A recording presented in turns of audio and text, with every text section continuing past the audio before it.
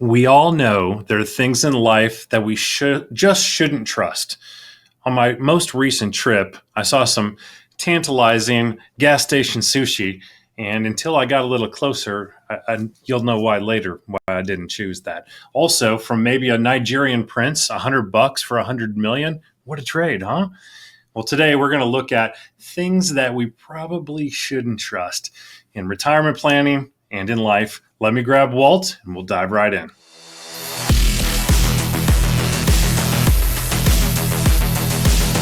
Well, I certainly didn't imagine we'd be talking about gas station sushi on today's show, but it's going to be one of the central things that we talk about, in addition to some financial advice and retirement guidance on the show today. Welcome. I'm Walter Storholt, as always, alongside certified financial planner Steve Smith, Powerhouse Financial Advisors. And Steve, it's great to be with you again. And so you saw some gas station sushi in the store recently?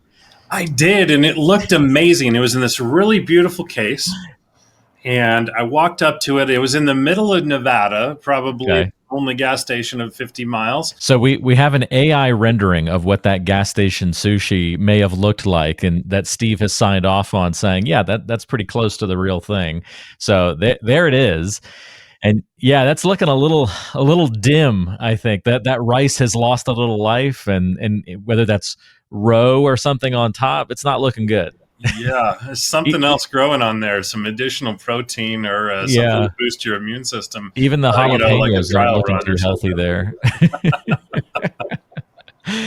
So yes, gas station sushi, one of those things that we just might not trust when it comes to life. And we're going to bounce back and forth today, kind of a fun episode, talking about what's the gas station sushi of retirement planning. Things that, the sushi part sounds appetizing, but the gas station part maybe should give me some additional pause. So what are some things like that in retirement and financial planning that might look good on the surface or sound good from one angle, but should be approached with caution? And we've got a few more real life examples to give you as well. So I think this should be pretty fun, Stephen. I'm looking forward to jumping in with you. I'm excited. Anything's better than gas station sushi. That's right. All right. Well, we've already beat, gas station sushi down a little bit. Let's flip to a financial example to kick things off. What about people who say they've developed a system for timing the stock market? Is that one of these gas station equivalents, gas station sushi equivalents? It is, and it's one of those things that makes perfect sense in your mind, right? Why wouldn't I want to buy low and sell high? And somebody Sounds great. Exactly when that happens every time. Doesn't that sound great, Walt? We can create systems for everything else. Why not that? Yes. So the reason why I know they're not good, the first cue is they're probably on late night television, right? The countdown if you need to buy this kit that's only available to 200 people in the next 30 minutes at 2:30 a.m. while you can't sleep. That's probably not a primary market for the best idea that's ever been offered to the public, correct? Yeah. That's a great point. So let's be aware of that, because we know that nobody successfully times the market, right? They wouldn't be telling us if they knew that.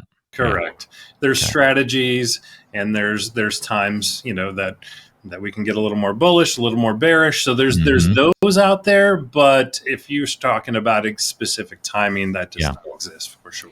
If you're trusting that kind of advice, you might be on the path to going broke or having some financial trouble. So let's not trust it, much like the gas station sushi. Okay, back to a real world example. And unfortunately, I've got to hold my hand up on this one. I do this all the time as I show our picture here for our YouTube audience of our little doctor computer, but using what used to be WebMD, right? You go to WebMD and search, but now I've used AI to be my doctor. On a recent MRI, before I had my follow-up appointment, I just took all the data that the MRI had and all the words that I had no idea what anything meant, plunked it all into AI, and I got a pretty good little readout of like what was going on. So I'm falling for this one if it's a troublesome thing. Yes. So WebMD was a neat thing. Offered a lot of information, but the hard part about all of this great ChatGPT, Gemini, whatever, is they don't really know who we are, right? Yeah. Just because it's great information, it may or may not be good for us. One day I suppose we're going to prick our finger on the screen, so they can take a blood sample. Yeah. So maybe in the future, Walt, you're on to something there.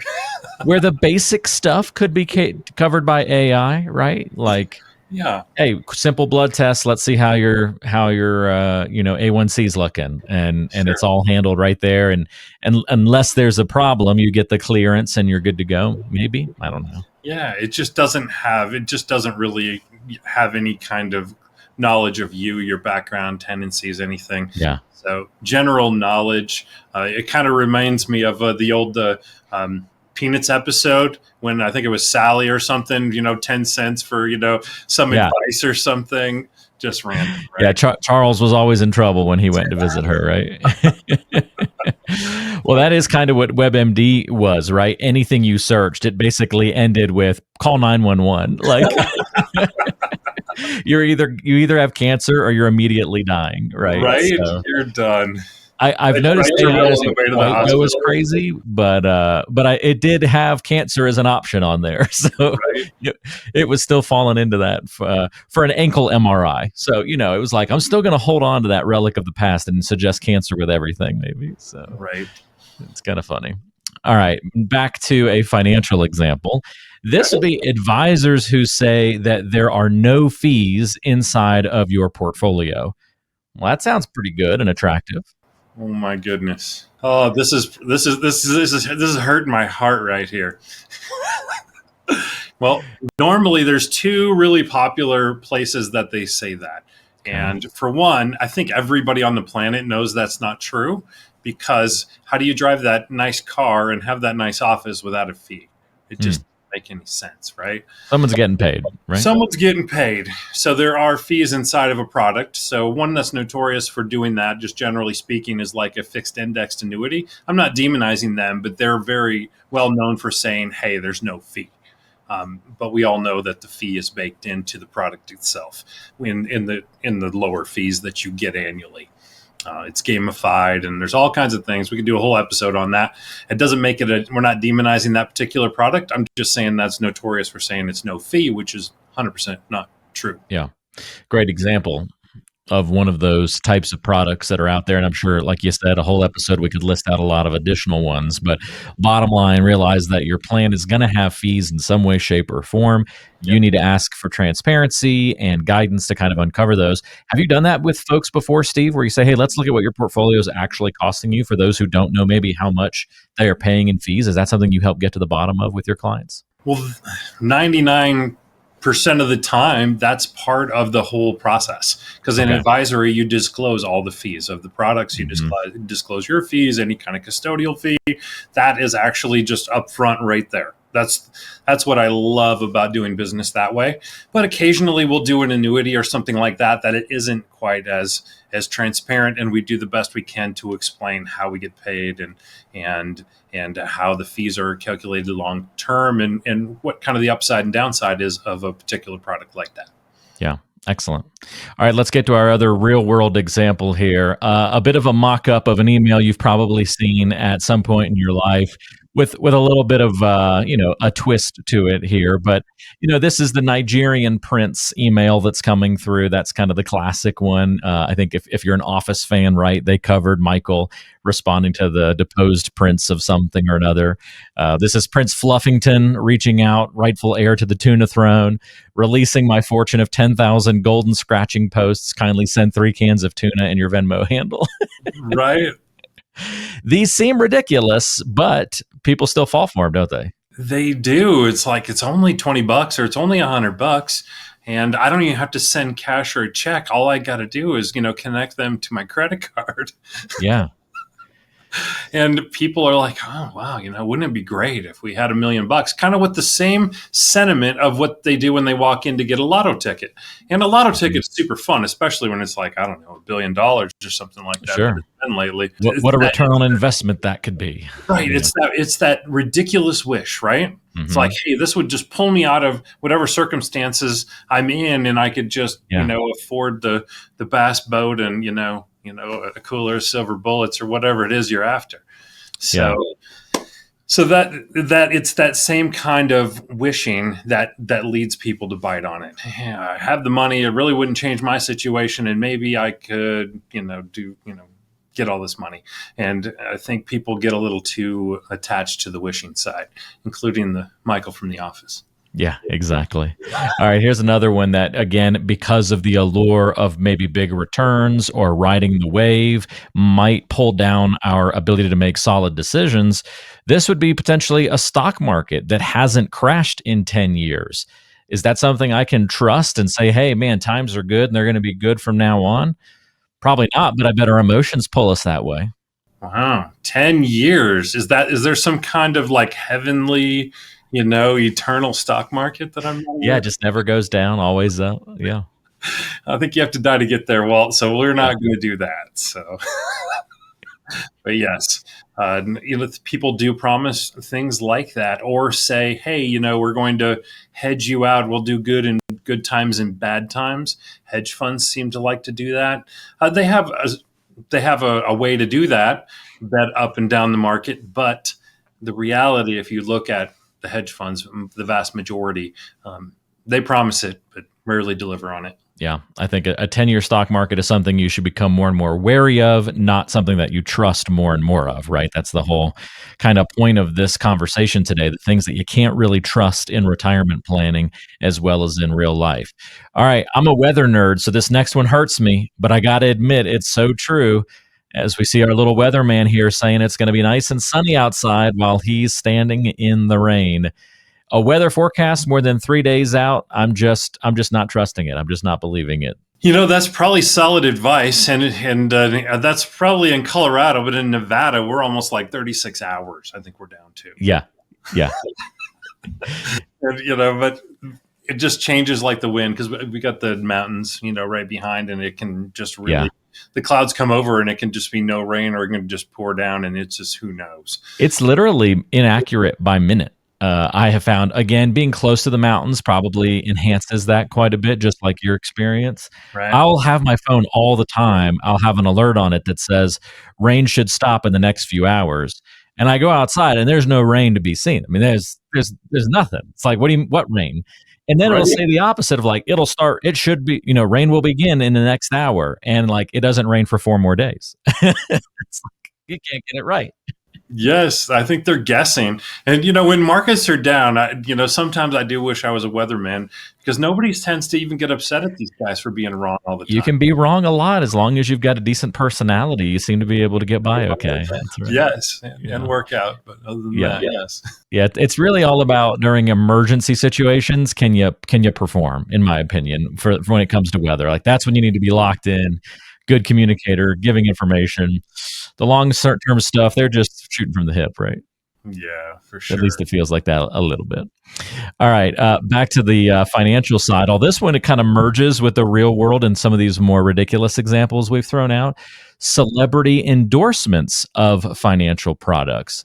This isn't necessarily new. This has been around for a long time, I guess, Steve. But I mean, this is kind of a big one to talk about because celebrity endorsements, they keep doing them because they work. They do, and there's different kinds. So there's a celebrity I would call financial gurus, people that have actually been in there. Like I'm thinking of Jim Cramer.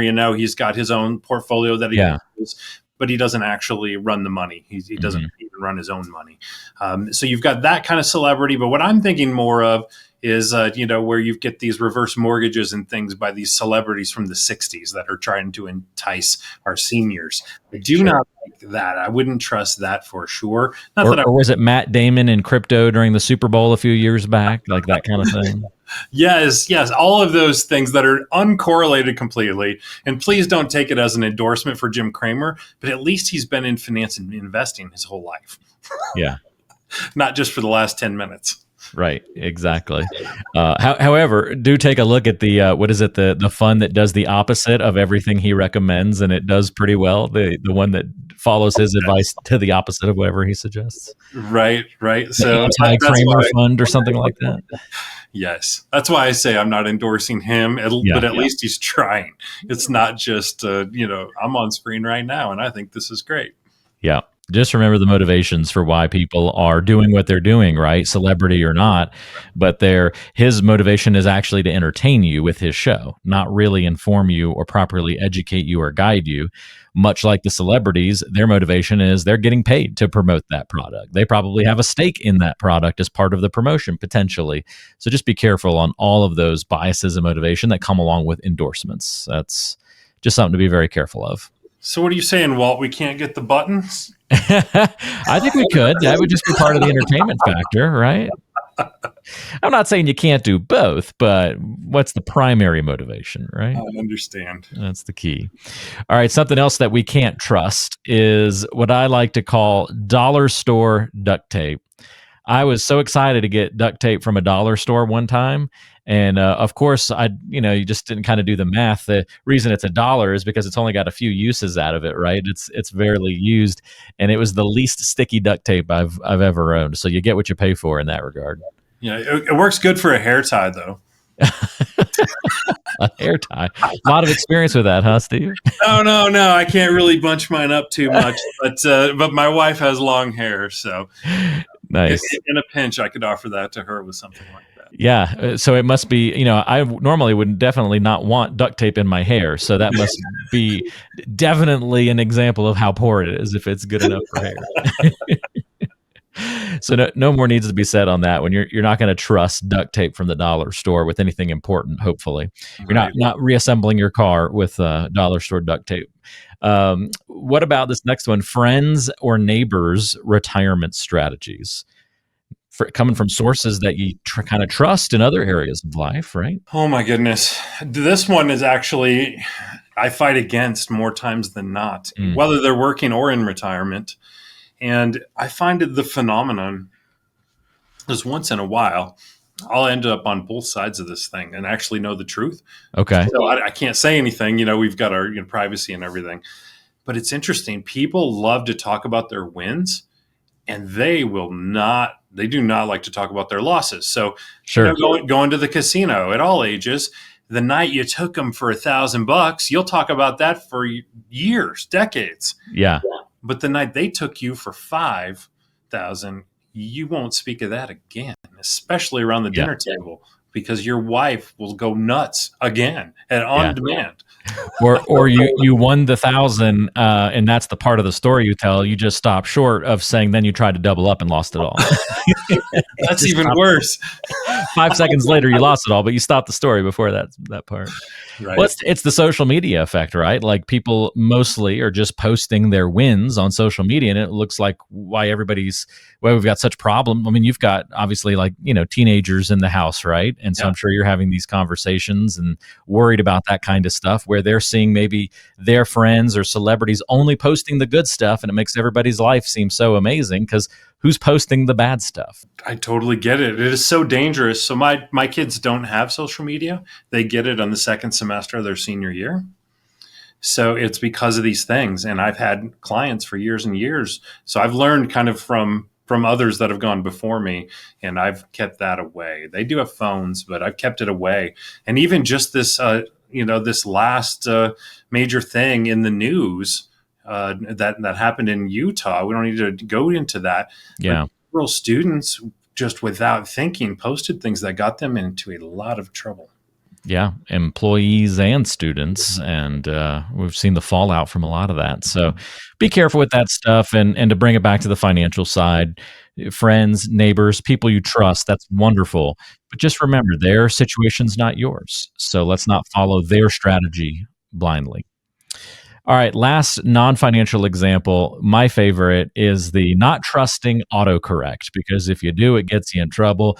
This is a very tame example that we're showing on the screen to our YouTube audience at the moment. But hey, want to grab lunch? Sure, I could really go for some lizards right now. What? I meant lasagna, stupid autocorrect. And I like the ending here. Well, now I kind of do want both.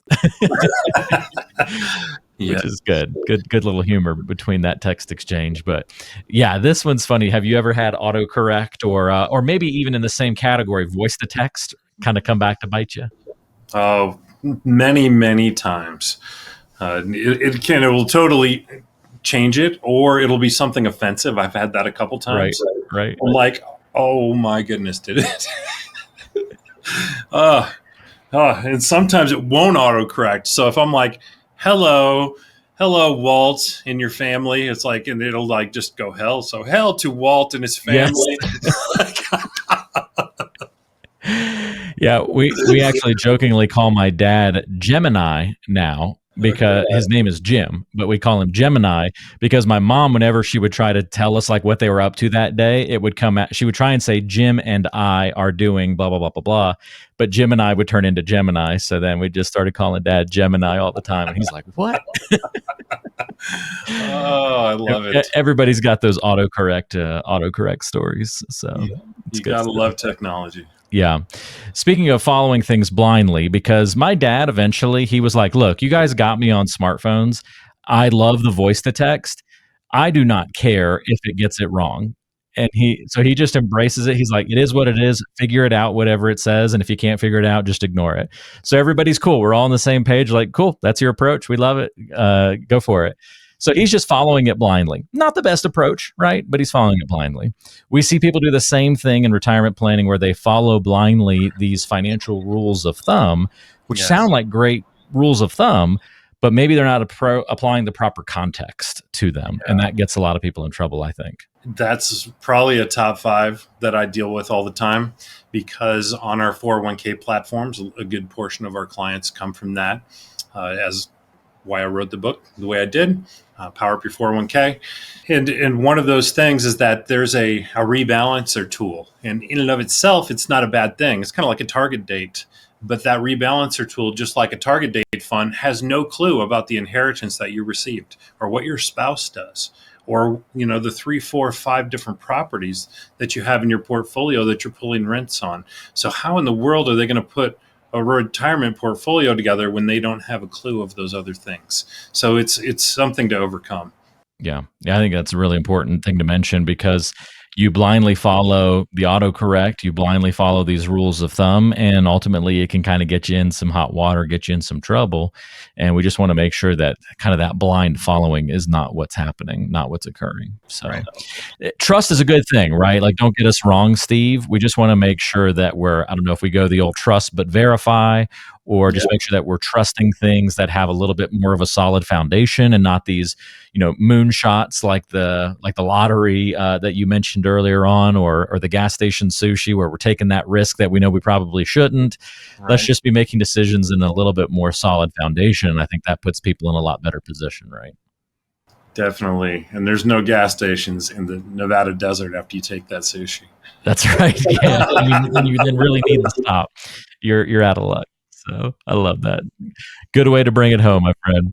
Well, if you're new to the show, Steve Smith, of course, is a certified financial planner, Powerhouse Financial Advisors. And if you haven't worked with an advisor before, Steve offers the opportunity to meet one-on-one for a review of your financial situation.